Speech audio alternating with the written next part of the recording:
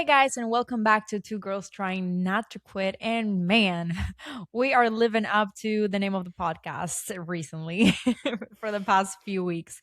We have been going through it so much so that we didn't even post the episode that we recorded last week at all. It is recorded. We did not post it because, again, your girls are going through it, but whatever. So, you guys are going to get two episodes this week instead of one. And today we're going to talk about a moment that I think every person experiences at some point in life. And it's that moment when you realize your parents are actually human. Because, when we were kids, our parents seem like they have all the answers. They're the adults, they're the rule makers, they're the people who know what they're doing. But then you get older and you start noticing things. You realize they were figuring things out as they went. They had insecurities, fears, dreams that they didn't accomplish, just as us right now. They made mistakes, they regret, and struggles they never ever talked about, especially not you. And honestly, that realization can be beautiful, confusing, heartbreaking, and healing all at the same time. So, today we're going to talk about those moments that made us realize our parents weren't just parents, they were actually people. What do you think, Audrey? Yeah, I think this is a really interesting topic because a lot of people, especially in their 20s, are so sucked up in themselves, to be Right, frank, right. and to step out and be like, wow, my parents actually like did all of these things for me. And even maybe if they weren't the best in certain moments, it's like they were parents for the first time. They were working with what they have. Um, and so I think this is a really interesting topic to dive into. 100%. So, to begin with, I want to talk a little bit about whenever we saw our parents struggle. So, when was the first time you ever realized your parents didn't have everything figured out? If I'm you sure can there was a pinpoint a time. I'm sure there was a couple times I can't quite remember anymore. But looking back, I mean, there was a lot that my parents did that they 100% struggled with, but we never knew. Hmm. Like, at one point in time when I was really little, our house burned down. We Oh, moved into another home. I swear to God, every single episode, I find out a traumatic experience of your life. You're like, oh, interesting. I was so little, I don't remember it, but my parents were describing it. We had like they were building another home across the street, and there was a cottage here. The cottage burned down, so we were standing across the road, and you could feel the heat, like it was melting the siding off of the other home. So Wow. it was a pretty aggressive fire. So we moved across the street. I mean, it was pretty small for a family of five, to the point of like we had a triple bunk bed. Like all three of us Wow. were in the same room. And you would never know. Like we were never without anything. And at the same time, my parents were building the house across the street. My dad's in construction. So they were working their regular jobs and then would put us to bed. And late at night, they would go over and build that house. Hmm. I'm sure they were struggling. Yeah. And we never knew. We were just happy little campers crawling up and down the bunk bed, making, probably driving our parents crazy. But we were Right. in our own little world. And like now looking back, I'm like, wow, I couldn't imagine having little kids and trying to rebuild your whole life. Right. Yeah, that's hard. So, but for you, I know when we first talked about this, you were like, I have so many moments. So, what is your top moment when you think about when your parents were struggling? I do have like a lot of those moments because I've always been very observant.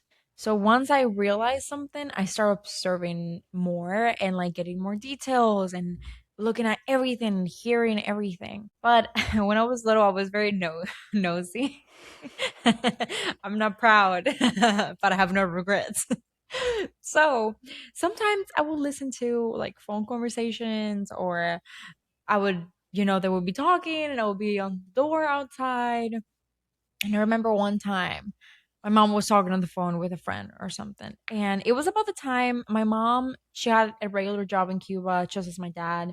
Good jobs. They both had really good jobs as far as, Cuba is concerned. But my mom was planning on going to Spain for a little while to work there and then come back. And at that time, it was going to be about 2 months. And she's never left my sister, myself, my dad. She's never left us since I can remember. Never left. But then she was planning on, leaving for 2 months. And I think that was the first time she was talking with a friend and she was like, I don't know if I can do this. Like, I don't want to leave my kids and, of course, my husband for that long. I don't know, like she was very nervous to make that jump and take that leap, especially since she was going to a new country that she didn't know by herself. There was a lot of risks involved. She didn't know if she was going to find a job or anything at all. And in my mind, I was like, wow, we really do need this, right? Because she wouldn't be talking about this, or she wouldn't be putting herself in this situation, going out there alone and leaving us like that, which was very hard for her, if it wasn't like a matter of, okay, I need to do this for my family, so we don't struggle, so like we're good. And it was up until that point where I realized, wow, like everything's not as easy as they make it seem, because they make it seem easy. You don't realize anything. Like for me, I had the best childhood. I never missed anything. I felt like I had everything in the world. And parents often do a good job making you believe that's the true, but it's not. Yeah, yeah, for sure. It's like a secret talent that they have of making everything shiny and everything on the outside looks awesome. And until you're adult, do you go, oh man, that must have been really hard for them. Yeah.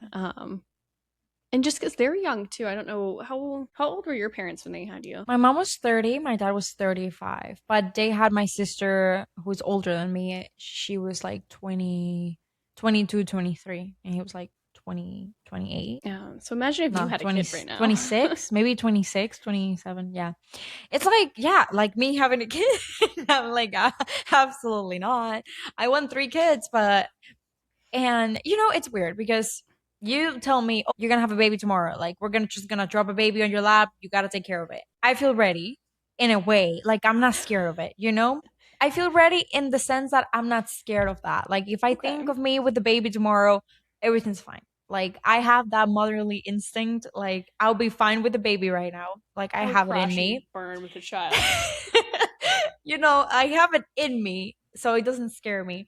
But of course, like I have my own personal dreams and goals and things that I want before I get to be a mom, because I want to be a full blown mom. Like I want to be present, I want to be there for my kids.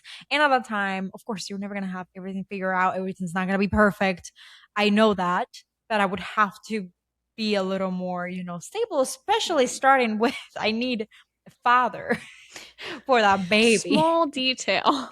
Small details. Anyways, what was I saying? Yeah, so she was like very young. In Cuba they start young. Yeah. Because if you are imagining, your mom being 23, having your sister, Mm-hmm. you have all these life goals that you want to have. Do you think there were some life goals that she wanted to do that maybe got in the way? I don't know, with Cuba starting Yeah, so sooner. I've actually asked them about this. I was like, okay, you had my sister at 23. Did you look for her? I'm like, was she wanted? Because I was a complete and total accident at 30.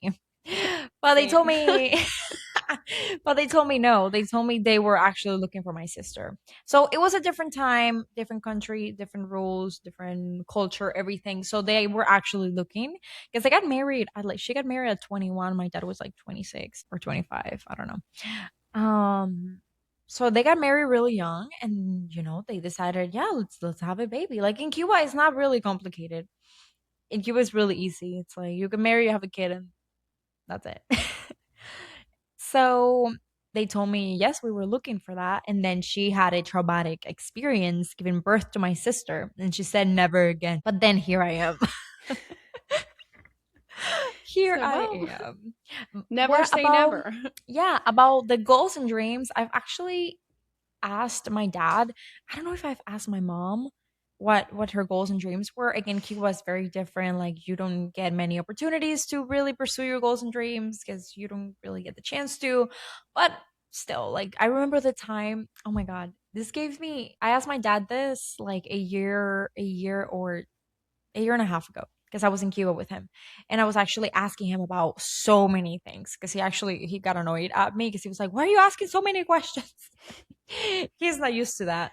But I was asking him about his childhood, what he liked to play, what he do for playing. Was he a family person? Did they do family gatherings? I was asking him all of this, and I was like, "Is there like a dream that you had and like you couldn't because you had us or something or whatever?" And he was like, didn't know what to say at first, but I dug a little bit, and he finally said, oh, maybe like being a baseball player.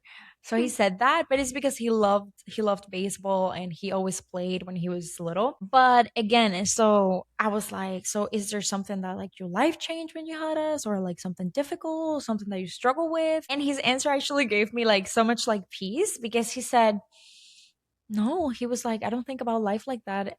You just live life, and that's it. Wow. Wise words from your I dad. I know. And I was like, man, sometimes I make it too hard because I'm overthinking everything. And yes, sometimes I try my best not to, but sometimes it's inevitable to put yourself in a place of, wow, life is so hard, really. It's so hard. But when he said that, it's like literally, if I look back, I never saw my dad like stressed when something happened. He was always very chill, even though like things were hitting the fan. He was always calm. He was like, this is just normal. And I don't think he was acting. He looks at life that way, which I kind of like. But what about you? When did your parents have you asked them if they had any dreams and goals that they put on hold, or maybe never really did because they had kids? Yeah, so I can't remember when my parents had me. They would have been in their early 30s because they had my brother at 28. Um, and I've never asked my dad this. So now I really want to know because he started his business at, I was like 18 or so. He was fairly young and he still runs the same business. Of course, it's more built Yeah. out now. So I feel like I've assumed in my head he's done the things that he's wanted, but I've just never asked. Mm, Whereas my mom's a big dreamer. Like she wanted to be a ballerina and a baker and a like all these things. aw. And so it is hard now. My mom's pretty much kind of in a place of retirement now. Yeah. And it's interesting to see. I don't know if she knows what she wants to do now when you get Yeah. to that point. And so that's where I'm thinking about my life going, oh, am I doing all the things now that I want to do? So kind of That's like good. reverse engineering that question. But now that you say it, I'm like, I really want to ask my dad, you know, Yes, is it's this so what he always wanted to be interesting. doing or Right. It's so did he interesting just when you fall start into it? asking them, because you see them as your parents, but they had a whole life before you were born. So it was so interesting when I started asking him these questions, and the answers sometimes surprised me, because I was like, wow, I had no idea your life looked like this before I was here. I 'Cause, know, and it was like they would go out and they had like their own like workout classes. My Oh mom was a man, my Zumba dad was instructor, insane. Listen, I think the reason why my dad has no regrets is because he went insane did all the things. before he met my mom. He was bad. No, no, no. He was bad. I remember this one story. He told me that he was in, like, what do you call this? Like a college dorm. There's a bunch of guys together. And he got, back in the day, deodorants had like a lot of alcohol. A lot, a lot, a lot. Like And he, deodorant? yes, deodorant. So he got it. And it was like liquid deodorant. And he like brushed the side of the bed of somebody who was sleeping, and he set it on fire, bro. And the guy woke up like screaming, of course, and crying and all these things. And long story short, that guy became a dentist. And my dad went to the dentist one time years later. Like I was born and I was grown. And he said that he walked in, and that guy, I don't remember his name, saw my dad and he started shaking. He said, please don't light me on fire. I was like, Dad, you were bad. Like Oh bad, my bad. goodness, that's hilarious. I What know. is what is something that you did as a kid and you didn't tell your parents? Like you maybe they know now, but at the time it was like you were sneaking around, maybe you didn't tell them. Hmm. I was a pretty good kid. Pretty good kid. Except for in the The, alley. yeah, they didn't know about the alley. They didn't know about the alley at all. But honestly, I wasn't like sneaking around. The worst thing I've ever did, honestly, was like, okay, my curfew was 12 p.m. I would get home like at 3, 2, and I would intentionally not go to the bathroom. Because to go to the bathroom, I would have to pass by their bedroom. I would not go to the bathroom. I would not go to the bathroom just so they couldn't like listen and look at the time that I got home.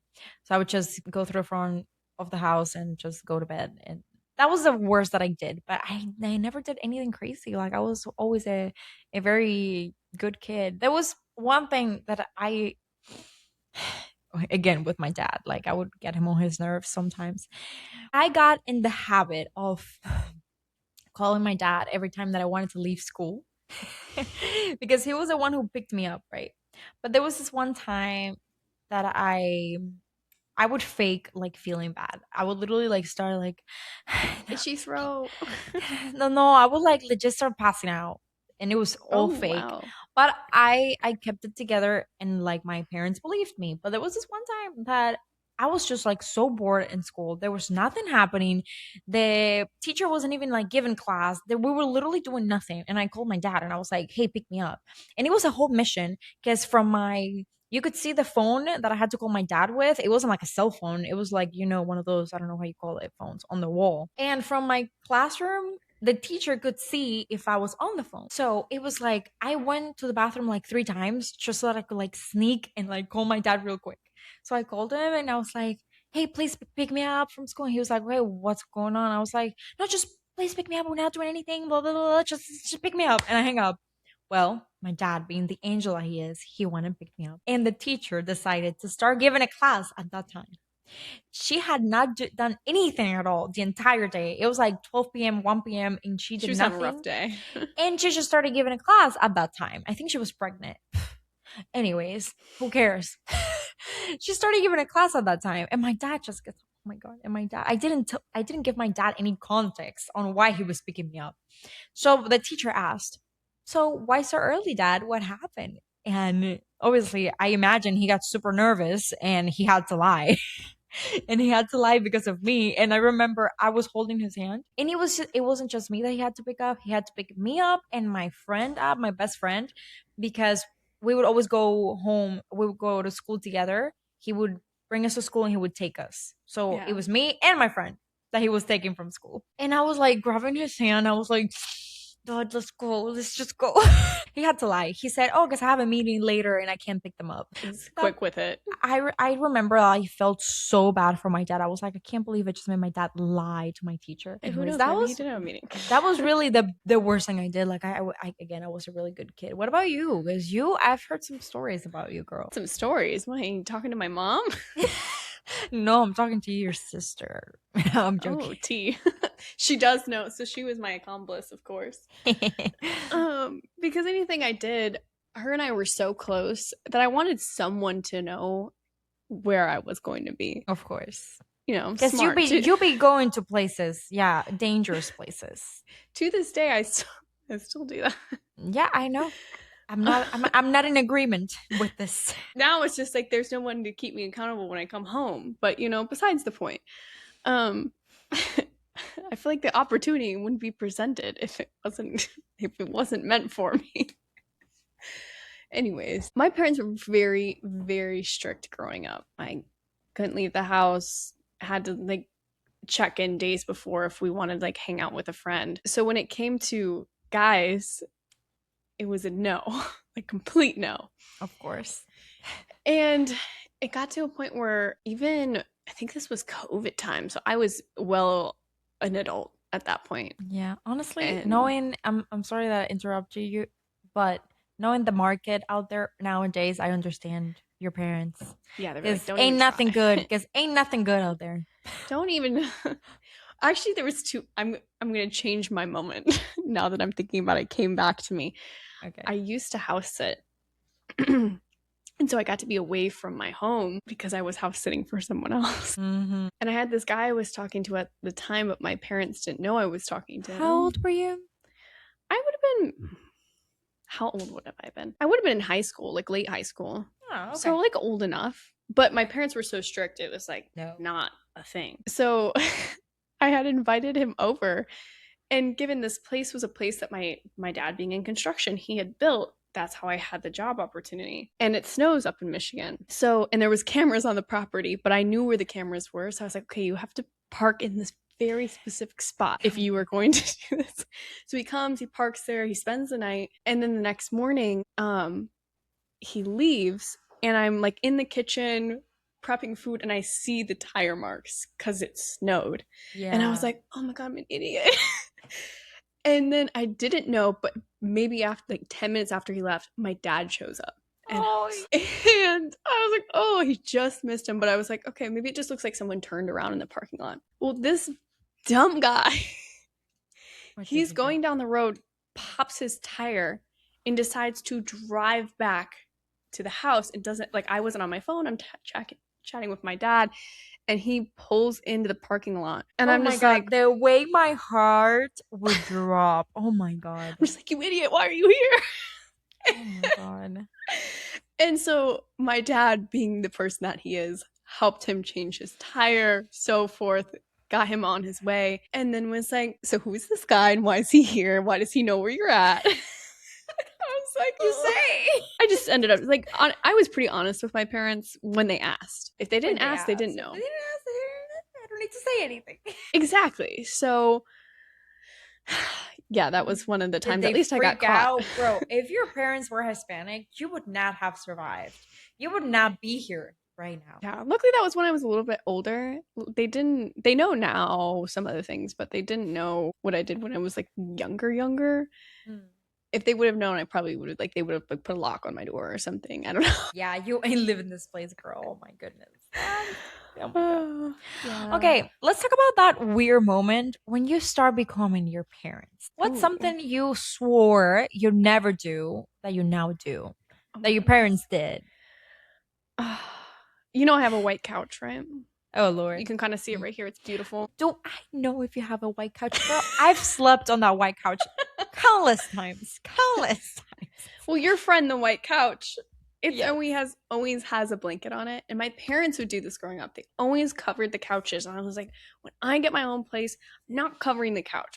I'm like, the couch is meant to be seen. You got a blanket over now that it. I'm an adult, I'm like, I don't want it to get dirty. Like, And it's easier pretty to comfy wash too. that way. And it's pretty comfy. Yeah.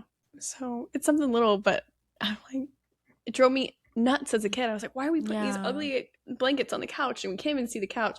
Yeah. And What then I about covered a my couch. phrase? What about a phrase that your parents used to tell you or tell someone and now you say? I'm going to think about that one. Do you have yours up? A up and ready? phrase? I'll have to think. But let me see if I'm doing something they would never I swear I never do. I really have to think about this one. Now we're both just thinking. Yeah, I don't really have one for the phrase because I feel like their language is my language. It's what I Right. grew up in. Michigan, we have our own slang, our own weird accents, our own, like, we smush words together. So that's just Because I remember the things that I always said, oh, I will never be like that or I would never do that. It's like it comes when raising kids. So I would probably know more when I have kids because the only things that I remember me saying, oh, I'm never going to do that, it's something about raising me. I'm never going to like scream and be crazy or be bipolar, which I probably will because honestly, I take that back. Yes, I used to say, me and my sister used to say, oh, like we were never gonna be bipolar like mom. Little did we know. That's just every woman on earth. And sometimes my mom calls me now. Because okay, I'm sure you've seen this with your mom. Like sometimes some days we will wake up and our mom was like in a great mood. Wow, everything's perfect, everything's amazing. And then some other days it was like, don't talk to her. She's not to be talked about today. No. Just avoid Mom's her. not meant to be talked to today. Exactly. Avoid her at all cost.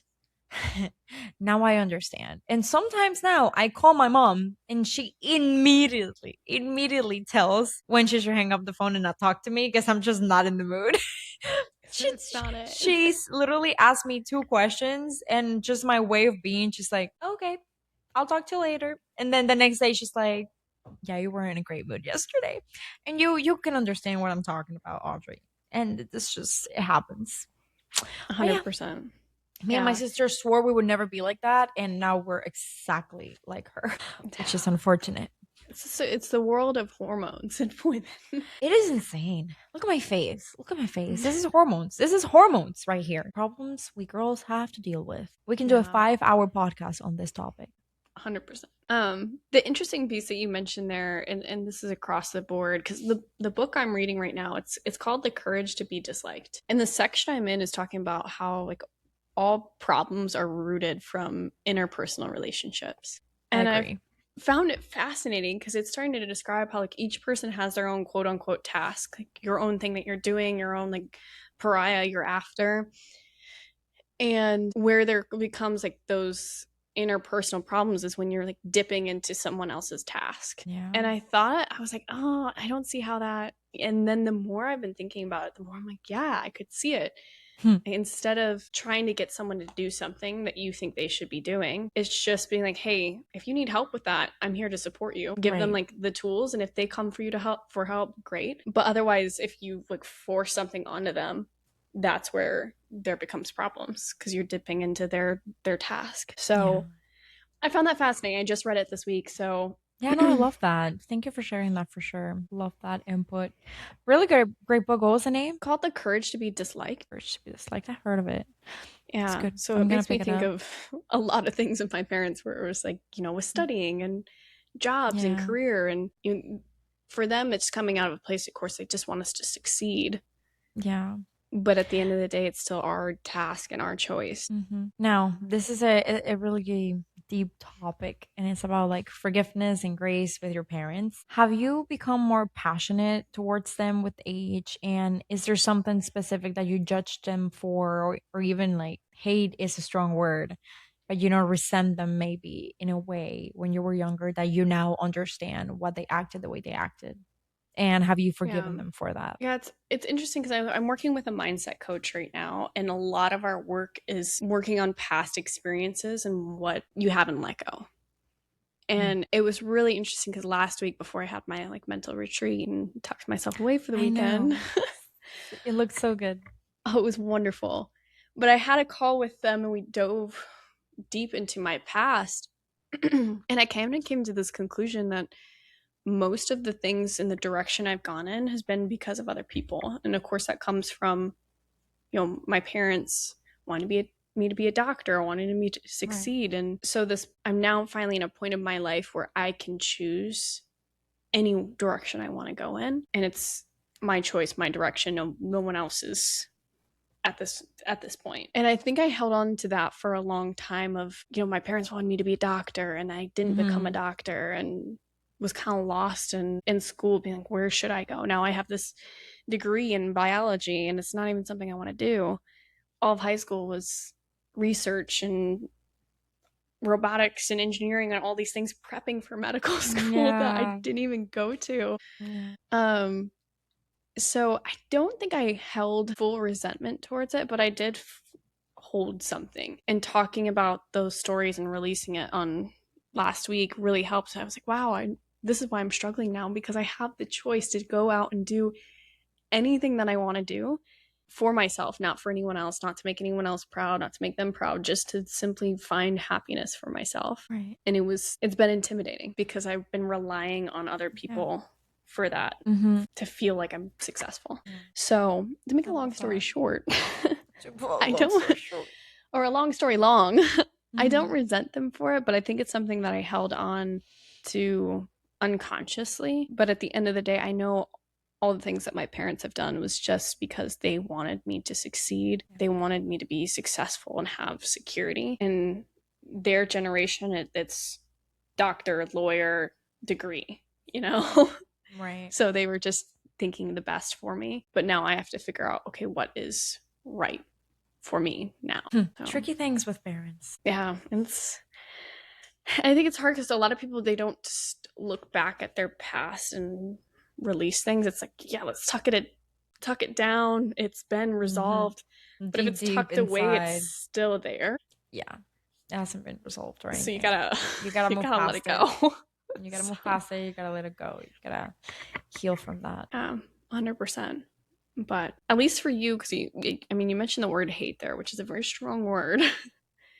Is there a piece where even in a time in your life you felt that hatred towards something that they did, or? Mm-hmm. Yes. And I know hate is a really strong word. I always put resentment on it. And it was during a period of time where, my parents got divorced when I was like 11 or 12. I think I was 12. They got divorced. And it wasn't the divorce itself. I'm a very logical person and I react to things very differently than what normal people would react. That's what I said one time here in the podcast, and I'm like a robot or like a rock or something like that because I just react to things very differently. Which I'm proud of. I like the way I react to things. But some people call it unusual. But I remember the way that it was told to me that the divorce happened was not the right way to do it. My parents always had strong communication issues, both of them. So it was just like a very indirect way to tell me. And they didn't even tell me together. It was one piece of my parents. I'm not gonna blame here mom or dad. I'm just gonna talk about sides. So the way I found out, it was very weird. And I remember I sat down on the couch and I looked at a clock that we had. And I remember the clock ticking, like tick, tick, tick. I can still remember it now. And I just sat there for like 2, 3 hours. I didn't move. I just looked at the clock and I was just thinking about everything. And at the end of the 3 hours, I stood up and I was like, you know what? If this is what's going to be best for both of them, if they were going to be fighting or like not happy together, of course I want both of them to be okay, even if it's on a different path than being together. That's the conclusion I arrived after the 3 hours, and I was like, okay, I'm good with it, and I moved on with my life. What came afterward, after the divorce, on one side of the family, was just not ideal. A lot of things happened, and I'm not here to like divulge everything that happened in my family, especially since my mom follows our page. I don't want her to see this. But a lot of things did went down, and I felt during that time like I felt like I was responsible for their well-being. I felt like I was responsible for both of them because they were very fragile in their own ways, like very different ways, but both very fragile. And I was even concerned for one of them. And I remember sometimes that party, let's call it that party, would get home really, really late. And I would just like stay awake waiting until that person was home because I wasn't sure if they were okay. And of course, they're my parents, so I was concerned. And a lot of other things happened. Something that was said to me and I was like, oh, okay. And that thing that was said, I'm not going to say it, but that thing that was said to me, it was like, okay, I had a lot of resentment towards that person and it hurt my relationship for years, years and years and years on end. Like we had a terrible relationship with that party. Let's keep calling it that party. I had a terrible relationship and my sister too. And until one day I was here. And honestly, what helped me with that to let it go was my relationship with God because I didn't believe in God back then. So I had nothing to like make me understand this from a different angle other than the shitty situation that was happening. Right. But when I met God and then like I started reading the Bible and like I changed who I am, like I was able to release that and I was able to let the resentment on the side and I was able to forgive them, for who I am, not for what they've done. Because what they've Yeah. done, it's done. But I was able to forgive them for who I am. And I just decided I can't continue being like this. Like I want a good relationship and of course, years have happened, they've changed, things have changed and everything. And, I let it go. I had to let it go. And now we have a great relationship and everything's okay. But for years, I did resent them and I had barely no relationship. I mean, of course, I had a relationship because I had to live with them or with that party, let's just say. This is so tricky. I had to live with that party, but it didn't feel comfortable. Like I was very uncomfortable and I didn't feel confident in saying anything to them or you know how it is. But I've changed, I grew, I changed, I grew, and I forgive. And now we have a great relationship all together. But it was tough. That's what I'm like you keep saying, like family stuff, it's so hard.